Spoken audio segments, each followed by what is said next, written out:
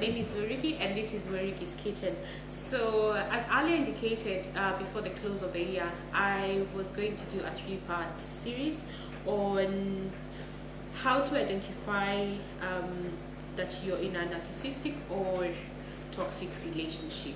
And the first one of these episodes, which is today's episode, is how to identify that you're in that kind of a relationship. Our second series will be about how to prepare for exit and actually how to do the exit from the relationship.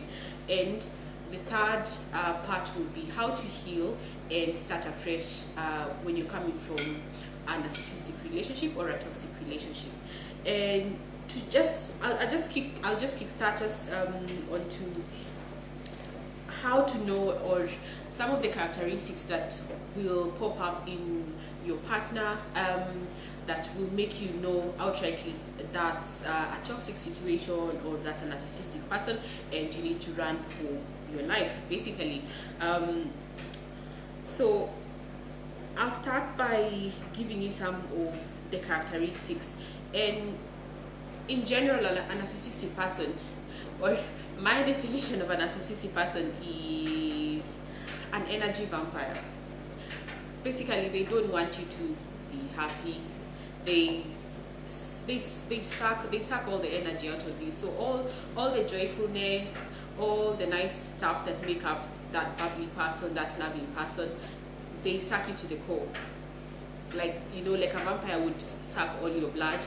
That's what a narcissistic person does to relationships that they get into, and they're more likely to. So they take and take and take, and you don't realize it until you're out of the relationship. So, first character of a narcissistic person is, or even a toxic, like for you to know that you're in a toxic relationship, the love is weak, intense, and volatile. So a narcissistic person will love you with so much magnitude, but at the same time they can take away that love so quick. But they're also very their character is so volatile. 1 minute they're so happy with you, and the next minute you need to seek redemption from with them. And one such example is where you're out somewhere, you're having lunch or you're having dinner, and you're just having a cordial relationship or conversation, and you just say something and it ticks them off, and they're like, oh, I don't even want to have this dinner, and you need to go home just now. Or maybe you're even out somewhere with friends, and then all of a sudden they're like, I think this party, I've had enough of this party and you need to go. And when they need to go, you need to go as well. So it's not about, it doesn't consider how you feel. The person won't be thinking, oh, this person was actually enjoying the party, I want to, they can actually stay. Even if I'm not enjoying the party as much as they are, let me just let them go and enjoy themselves, and link up with them later. It's, if I want to go now, we have to go now. So it doesn't matter if another person was enjoying the scenery, you have to leave. And if you don't leave, then they threaten to take away, the love in quotes that they have for you. Second thing about toxic relationships and narcissistic people is they isolate you. So it's very, very, very isolating. And what happens is you find they start telling you, and it happens slowly. It doesn't happen just like that. So if you look at people who, say for instance, even just dating, it doesn't have to be that you're married to a narcissistic person. It could be dating. So you find the first thing they'll start telling you is, oh, I don't like so and so. Why do you like hanging out with them? We don't have to hang out with them. Then the other thing will be, oh, you're going to so and so's wedding or so and so's bridal shower or baby shower. Do you really have to go? Why don't we hang out today? And the thing I have experienced in the past is, we would plan to hang out on maybe say this weekend, and that person just blows you off, then the next weekend, which you had planned obviously with other people to hang out, say maybe you'd planned, because I know things like baby showers, bridal showers, they take a while for people to plan, so people have to agree. It's maybe say 10 to 20 people who are trying to, link all their timetables together, and you say, okay, I'm not available, so people give like say maybe 3 dates in a month, maybe the second Sunday or Saturday, third week, and maybe fourth week, who's available, and people vote by saying which date they're most comfortable with. So say maybe you had planned a date with this person for the first week or the second week, you vote for the third week or the fourth week. So remember, they've blown you off on the second week, which you had planned a date with them, and because we were voting for a bridal shower or a baby shower, you voted for the third week or the fourth week because you knew you are free and you are available. And this person just decides, I'm going to hang out with you on the third week. And it doesn't matter that you had already committed to your friends or to other people, they want it there and then. So they start saying, oh, you never have time for me. But remember, you had time for them the previous weekend, but they didn't show up. So it's always turned around to make it look like you're the one who didn't have time for them. But in actual sense, they're just trying to do this so that you stop hanging out with your friends, because they know you've probably told them, okay, let's hang out on the first weekend because this other weekend I have something to do. And they already know, like most of the time they'll already know that you have another engagement, but they'll totally disregard your other engagements. Some narcissists go as far as isolating you from your family. So you find they'll tell you, do you really have to go home this weekend? And say maybe you're in uni, or you're working and living away from your folks. So they'll say, pardon me, they'll say, oh, do you really have to go home, or do you really have to go for your cousin's wedding or your cousin's birthday and things like that? And before you know it, you are no longer associating with the people that you used to associate with. And I don't know if any of you have these friends who fall in love and then they just disappear, and then when they fall out of love, they appear again. Chances are they were with someone like that, and you were there judging them, thinking, oh, they're such horrible friends, how could they just disappear on us? Narcissistic people prey on people who are empaths, people who are more feelers than thinkers. Not to say that they're stupid, but it's people who look at life more on the how do my actions impact on other people, rather than thinking of it as logically, okay, if I do this, this is what will happen, and the next action will follow another action and another action. But for them, they always think of, oh, what about the other person? They don't think of it as a process. They think of it rather as how will I feel, how will the other person feel by me doing this thing. So the other thing that you need to know about being in a toxic relationship, or that can help you identify a toxic relationship or a narcissistic person, is they gaslight you. So what is gaslighting? Gaslighting comes actually from a movie. Apparently, I didn't even know it came from a movie until I sat down and started doing research about being in toxic relationships or in narcissistic relationships. And gaslighting is where people distort or diminish your reality. So it could be someone is rude, and then you tell them, by the way, you said something and I thought that was cheeky, or I was offended. And like, oh, did I say that? Oh, did I do that? Are you sure? You're not imagining things. So every other time you have conflict or they do something horrible to you, they always ask you, are you sure I did that? I can't remember doing that. I can't remember saying that. Maybe they even embarrass you in front of people, but then they later on when you tell them, hey, what was that about? And like, me? For real? Are you sure? You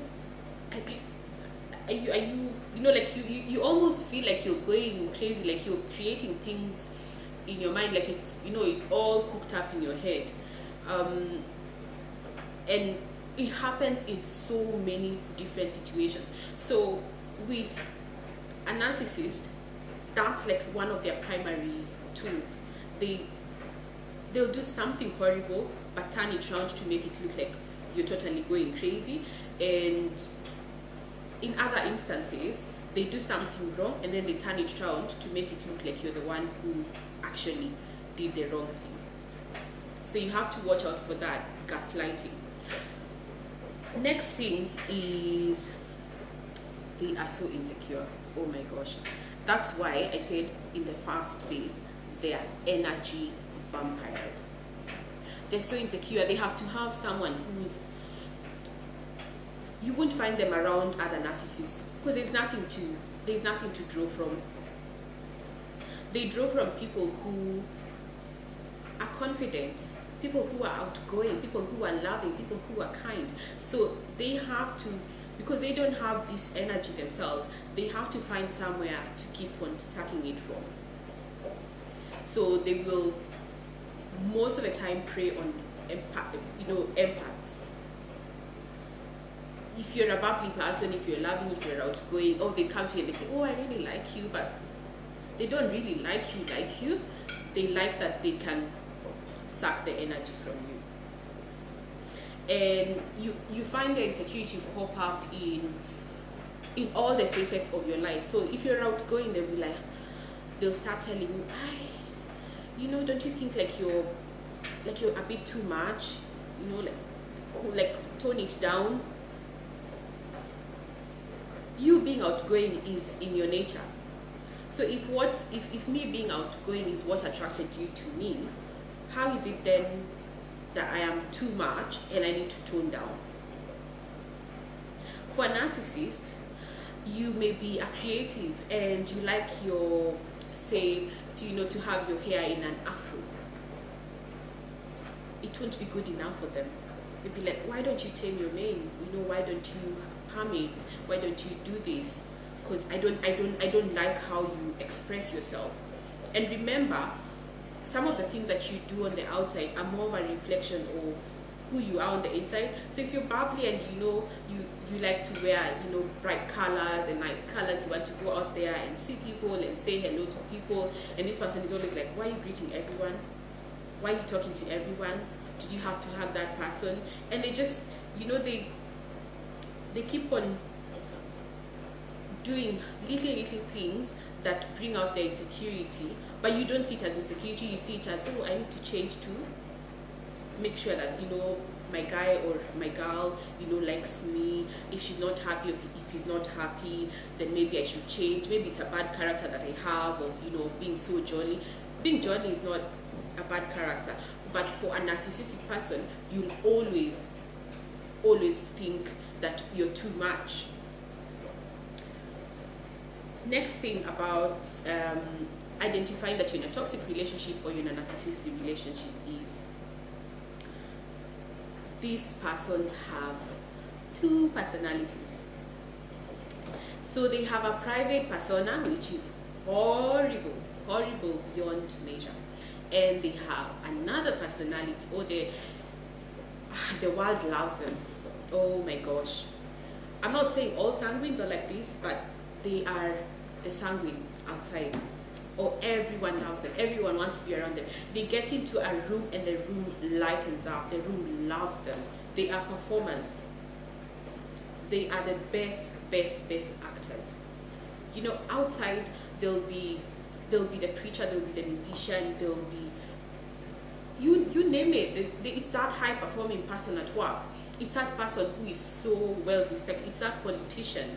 It's that policeman. It's that person who is beyond fault. Like so that when you tell people that this person is horrible to me, they almost obviously think that you must be the problem.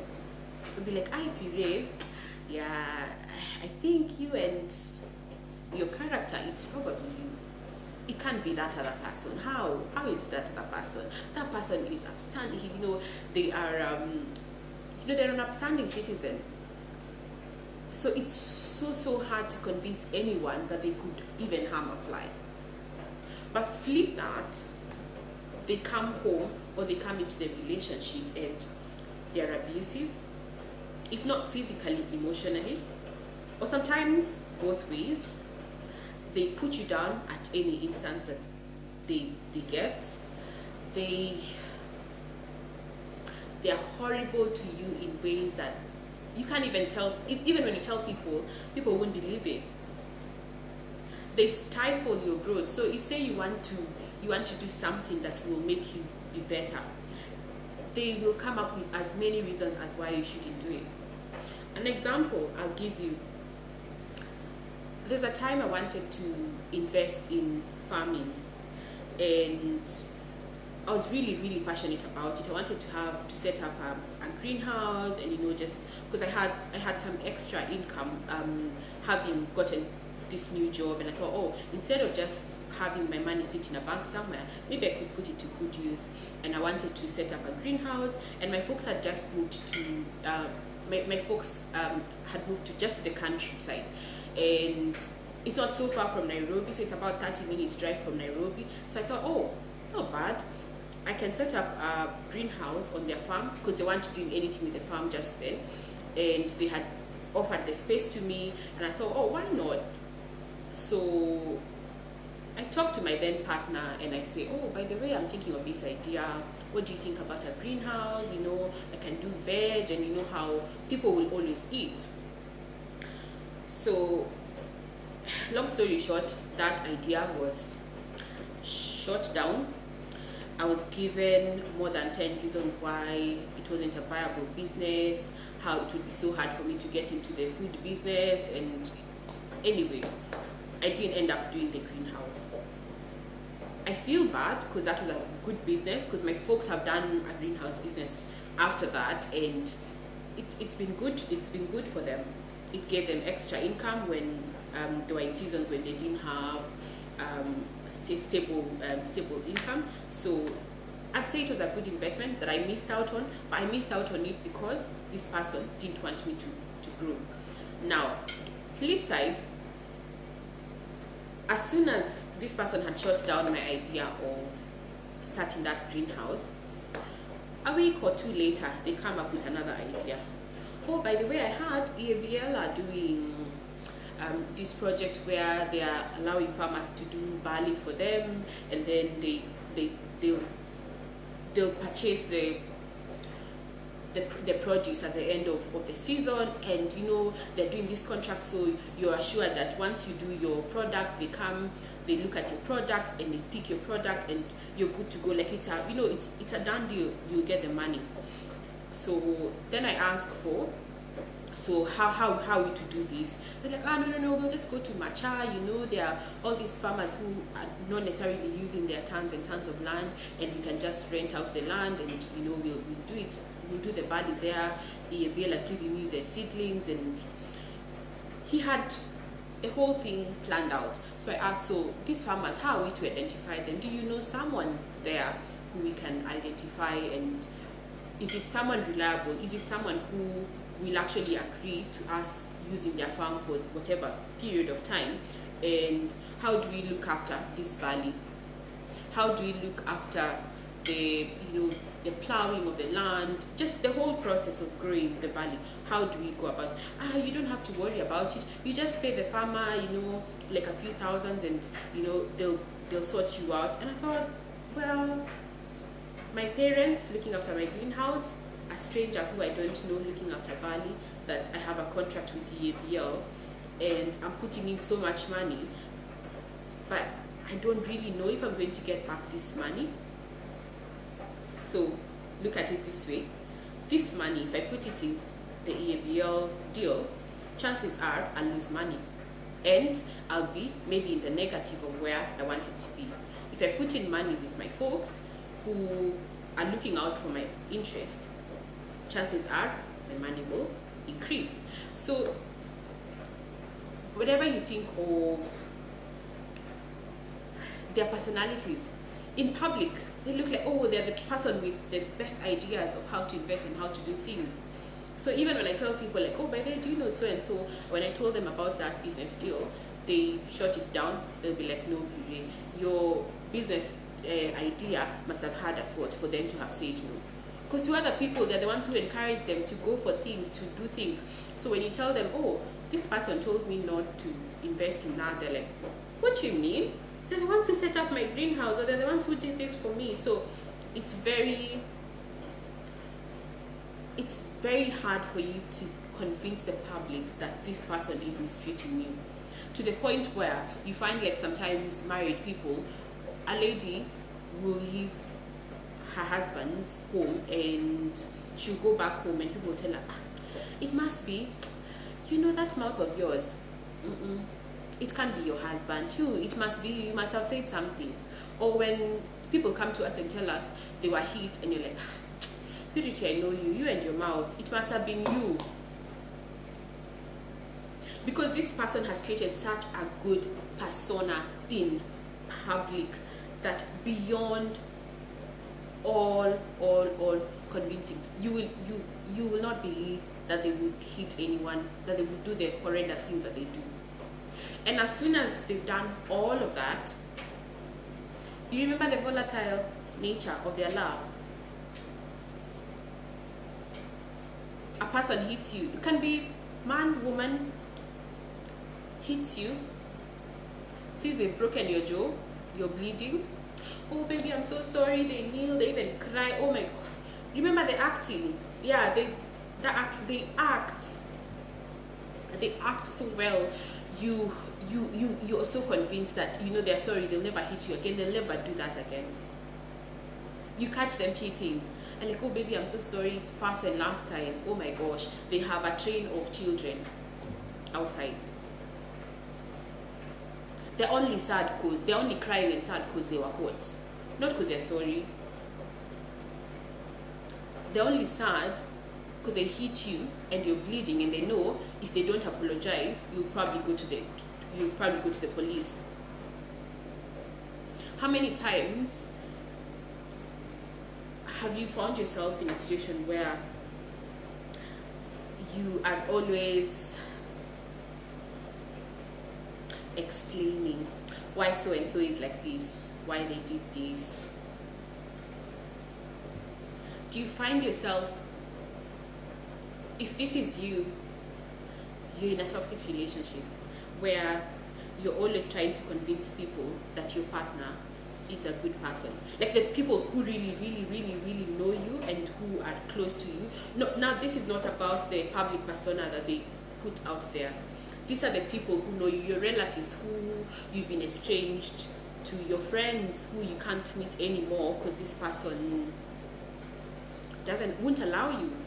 And sometimes you're not even married, but they won't allow you see other people or even hang out with other people. Do you find yourself explaining, so and so is not like that, you guys are just seeing your own things, he's not controlling, he just loves me, they just love me? No, they don't. Let's stop lying about this. They don't. They just want you for themselves so that they can suck all that energy. By the time you're living a toxic relationship or you're living a narcissist, you are drained. You're a shell of who you used to be. People will look at you and they'll think, what happened to her? What happened to him? You stop knowing how to stand up for yourself because you've been beat down. They've chipped away at your character, they've chipped away at your self-esteem. You remember all those nice things about you that they all of a sudden don't like, that they liked, the things that attracted them to you, that you were bubbly, that you were pretty, you were beautiful, you were outgoing, that you loved people. Remember that isolation? They just keep on taking you away from the social scene so that when they abuse you, no one can see it. Are you in a place where you feel you have to ask for permission? Who asks for permission? I'm married, we don't ask for permission. We talk, we communicate, we decide things together. if I'm going out, I will let my husband know that, oh, by the way, I'm going out, as a point of being considerate, that he will worry about me because he doesn't know where I am. That I would also worry about him if he didn't tell me where he was going, because in the world so many things happen. So why do grown-ups need to ask for permission again? Like you're over 18, that's why you're an adult, you've left your folks' house, and now all of a sudden you're with this person and you need to ask them for permission. You need to ask them for permission to even go see your folks. You need to ask them for permission to dress in a certain way. You can't take some jobs because those jobs will take you out of town, out of the country. You can't study things that you like because you'll be better than them and they can't have that. You can't hang out with some people because those people will tell you that this person is wrong for you. Why do we need to ask for permission? That isolation, that taking you away from people. The other thing is, once they've isolated you, they make you the center of their, like they make themselves the center of your world. So everything has to be about them. Everything has to be about them. You want to make a financial decision, you have to ask them. You want to go for a new job, you have to ask them. To the point where even if you want to go for a pool, you almost have to ask them, is it okay for me to go for a pool now? It's really, really bad. Like it almost becomes as though all your goals, everything that was about you, no longer exists, but they exist. So like it's like they're existing in your life as well. They want their character to be shifted into you, their dreams, their passions, all your passions, your dreams, everything about you, your goals die. And then now they rise. It's like the rise of the emperor, so to speak, in your life. Do you experience people who deliberately sabotage you?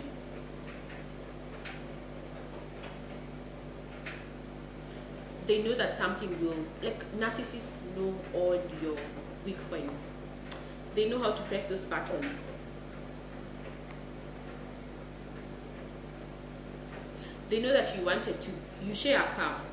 Say for instance you're married and you share a car. They knew that you needed to use the car maybe to do your deliveries. Maybe you have a cake business or just whatever business, and you wanted to do deliveries for your business during the weekend. And since you share a car, they decide they're going to go out, and then later on they will bring the car back and you can do your deliveries. And they just decide they can't be asked, and they'll stay out with your friends and continue having a drink at your expense. And when they come back, they behave as if nothing happened, and it's almost as if it's your fault. Like, why are you not letting them enjoy themselves? Did you have to use the car that day, or did you have to do the deliveries that day? And they inconvenience you so bad that they leave you without options. You know, even if you could have asked someone else to help you, you didn't ask because you thought they were coming. And they keep on telling you, I'm just 10 minutes away, 20 minutes away, 30 minutes away. And before you know it, you've been waiting 2 hours, 3 hours, 4 hours. And your clients are upset. And when they come back and you ask them why they did it, they're like, what do you mean? I was only 10 minutes out. I didn't stay that long. You're imagining things. Remember the gaslighting? Yeah, you're imagining stuff. There's so many things I could say about toxic people and narcissistic people, but these are just among the highlights, and I'll go through them quickly.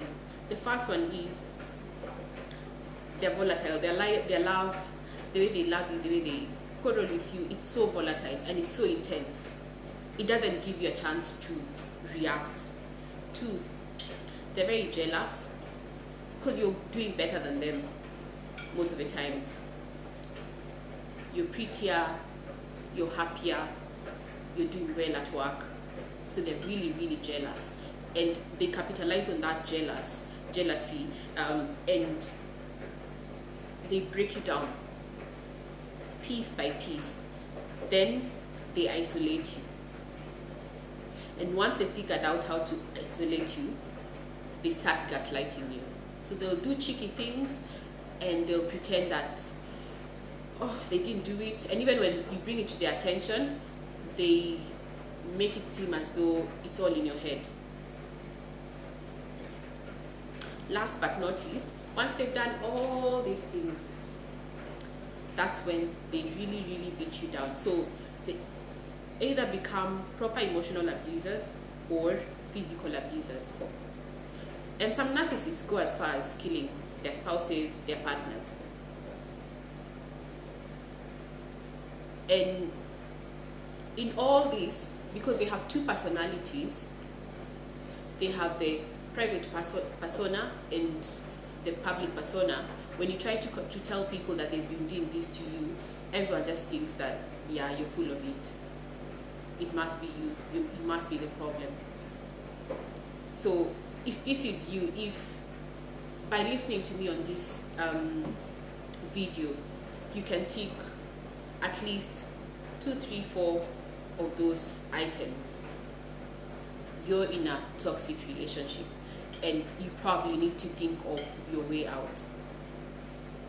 If you're new to my channel, please do subscribe and give us a thumbs up. If you've been here, give us a thumbs up. Give me feedback in the comment section and tell me what you think about this. Are you in that situation? Do you need to talk to someone? Do you need to call a helpline maybe? Do you need to speak to a psychologist so that you're able to figure out your way out? And narcissists can be people you're co-parenting with. They could be your spouses. They could even be your folks. Narcissists could be your friends. They could be your boyfriends. They could be your girlfriends.